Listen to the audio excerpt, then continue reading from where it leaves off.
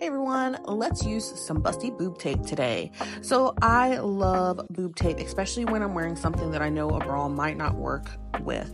So I always start off by doing a patch test and just snipping a little bit and testing it on my wrist to be sure I'm not going to have any reactions.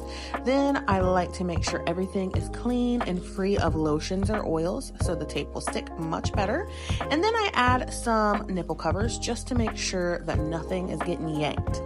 Then I like to measure everything out and make sure that it's going to go the width of the bottom part of my chest. I always like to start at the bottom because that gives the best lift. I do this little support tape and then I do another piece right underneath to really give it an extra lift.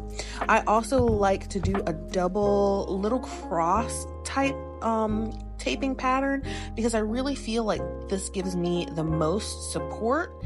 And then once I get this on, I like to take another piece and go right across the top just to bring everything together and really give that lift and support that a bra would give without wearing a bra. So this is the final result and I absolutely love it.